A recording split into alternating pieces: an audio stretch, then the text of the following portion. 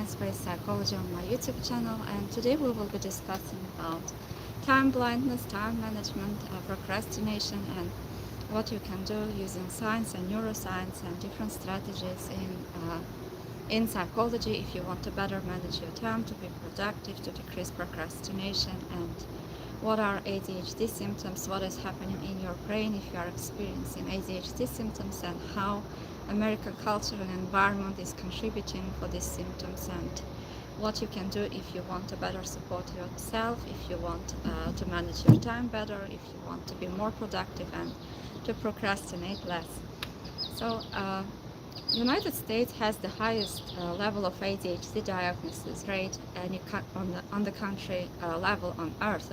Approximately 11% of all kids are diagnosed with ADHD, and more than 4% of adults are diagnosed with ADHD. And compared with Europe, these numbers are around 3%. America is producing the more ADHD people than any country in the world.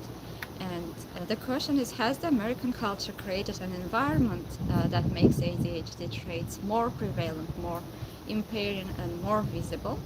And the science has answers to it. And there is also tendency when the kids get younger, the number of ADHD statistics increases. So what is ADHD neurologically? Why American culture is uniquely hostile for the ADHD brain? And what strategies might help you if you are experiencing these symptoms, or even if you are just simply having challenges with managing your time, with being productive, or you are experiencing time blindness, distractibility, and dopamine seeking patterns in yourself. This session would be useful for you. So the name attention deficit hyperactivity disorder is neurologically misleading, and according to Russell Basley at University of Commonwealth, University of Virginia, they argue that the world's leading ADHD researcher that ADHD is more accurately understood as a deficit of executive function and self-regulation than as a deficit of attention, because people who are experiencing ADHD, they do not have insufficient attention, but they have dysregulated attention, and this shows in the form of, like, sometimes it can be difficult for them to maintain their attention, but other times when they feel interested, or if there is a sense of urgency, or they feel motivated, they can maintain their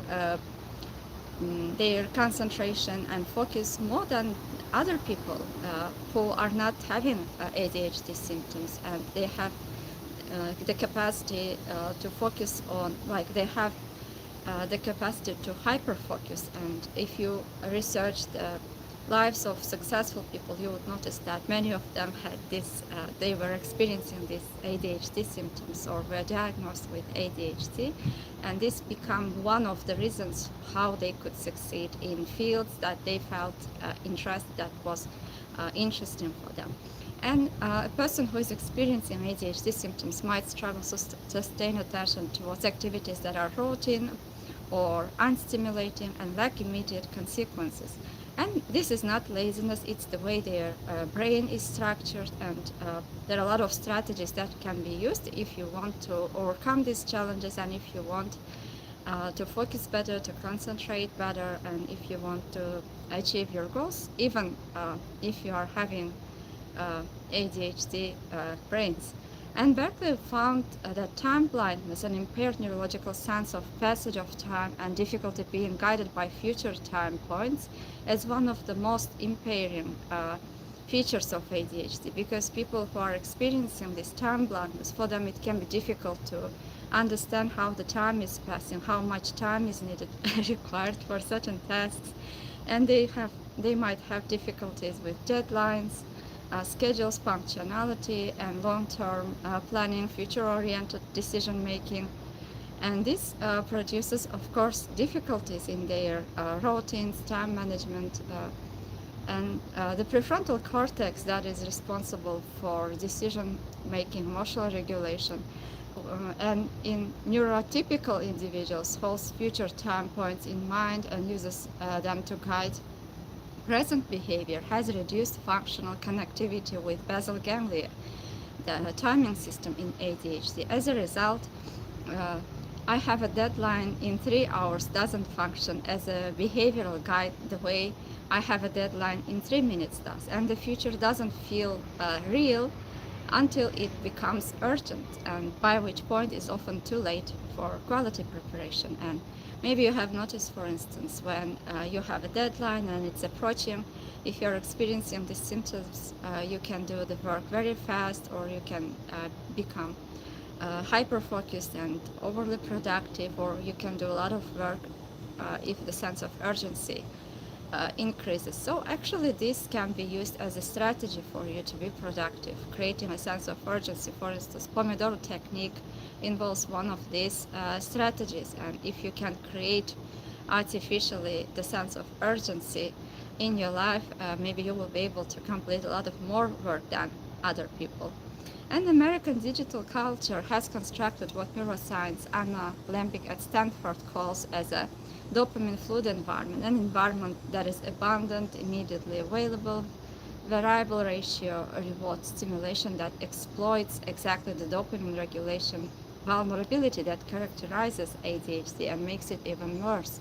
So these constant notifications, emails, text messages, constantly being exposed on screens, and constant calls uh, create even more distractibility. And therefore, social media feeds are algorithmically designed to maximize engagement through continuous novelty. That is precisely what the ADHD brain finds most compelling. So constantly exposing yourself to the screens, to social media, makes the ADHD symptoms even worse, and even changes the brain's chemistry and shape, like neurologically. Therefore, even if you are not having ADHD symptoms genetically, this makes it more predisposing for you to develop these characteristics if you are using a lot of social media, and makes it more likely for you to get addicted and to seek instant, immediate reward. An American knowledge worker today, ADHD diagnosed or not, operates in an environment that trains the brain towards fragmented attention, immediate gratification seeking, and intolerance for the cognitive discomfort and sustained focus requires. However, the good news is that if you were able to train your brain for immediate reward, and if the social media has or being exposed to screens or notifications have changed your brain has the ability to change again if you will adjust the environment, if you will decrease distractions, if you will intentionally expose yourself to learning more, to staying focused. And the shape of brain and the chemistry of brain can change its shape and structure again. And for instance, also according to research, if you are being distracted while trying to complete a cognitively a task that requires cognitive load, it takes a lot more time to get focused again for a person. And it requires about 2 or 3 minutes, I don't remember. I don't remember the exact timing, and it will require more time for you to become focused again. That's why decreasing distractibility is one of strategies that can be used if you want to have a focused work, if you want to be productive, and adjusting your environment, decreasing distractibility as much as possible, and finding certain environments and situations, factors that help you to focus better is another strategy. And linking your tasks with the interests, with what motivates you, what is interesting for you, creating an urgency, for instance, using Pomodoro technique and using certain times, setting deadlines for yourself to complete the task, breaking the tasks into smaller pieces so that they won't seem as overwhelming are some strategies that you can try if you are experiencing ADHD symptoms. United States school system is also, with its emphasis on prolonged seated attention, standardized sequential learning, and academic assessment, of abstract linguistic and mathematical skills represents a structural mismatch with ADHD neurological profiles. And this mismatch produces visible, measurable impairment that triggers diagnosis and intervention pathways. Research, for instance, by Hinshaw et al. And Matthew Robinsovich found that children born just before their state's kindergarten cutoff date, the youngest children in their class, were diagnosed with ADHD more than the others. And this means that like our age, our environment is considerably impacting our ability to stay focused, to manage time, and changing our brain. And traditional cognitive behavioral approaches for ADHD on cognitive restructuring and behavioral skill building techniques require sustained working memory and executive functioning capacity that ADHD brain struggles to apply consistently. This means that if you are having an ADHD experiences, it's already difficult for you to stay focused, to remember things, dates, to manage your emotions, to make decisions, and to make future plans. And when you are trying to use the cognitive restructuring and behavioral skill building using CBT, this might be even more challenging for a person who is already experiencing these difficulties. Therefore, a lot of research shows that oftentimes acceptance commitment therapy is more suitable for a person if they are experiencing ADHD symptoms. And they explain it that certain strategies that are used, such as mindfulness, meditation, and acceptance commitment therapy, that are encouraging the person to stay present and to better regulate their emotions, to accept, to become aware of their emotions, are better fitting with ADHD brains.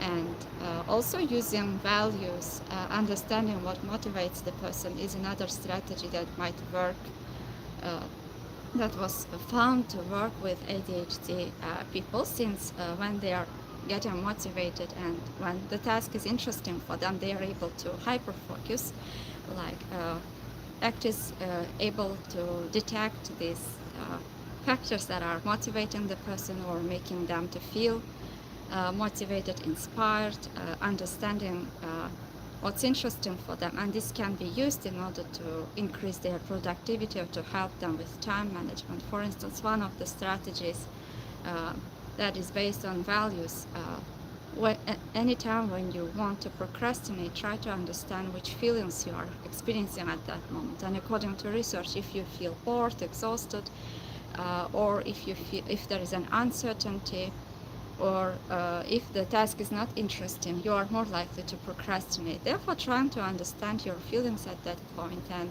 asking yourself what's important for you, why are you trying to complete this task, or linking the task with something that you feel interested, attracted, excited, or anything that awakens your passion, can serve as a tool for you to get out of this cycle and to be more focused, concentrated, or dedicated to your work. According to research by Blewett et al. In 2014 at UNLF and Spinovan et al. 2010, found that ACT-based interventions produce significant improvements in ADHD adults' psychological flexibility, distress tolerance, and functioning.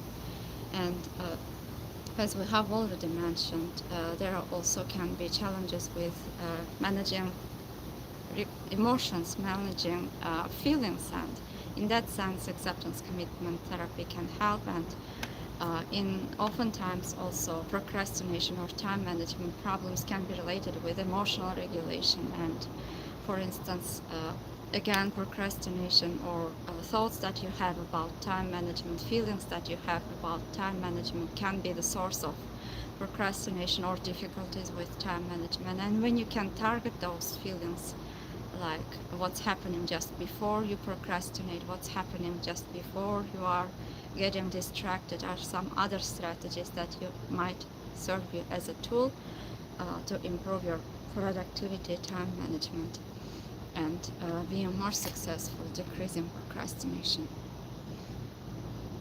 And another strategy that was found to be useful is time externalization, since for the person who is experiencing ADHD symptoms, it can be difficult to understand or to sense the sense of time.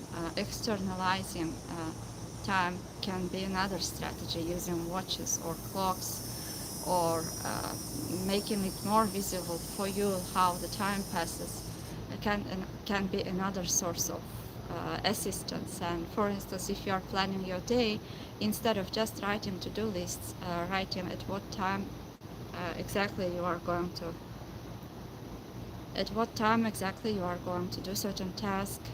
For instance, if you are trying to finish your book, to read a book, setting certain time, is it at 2 o'clock, 2:30, and writing it down, and trying to arrange environment to decrease resistance, to decrease procrastination, and linking it with something that's interesting for you, that excites you, that inspires you, are some other strategies that can be used.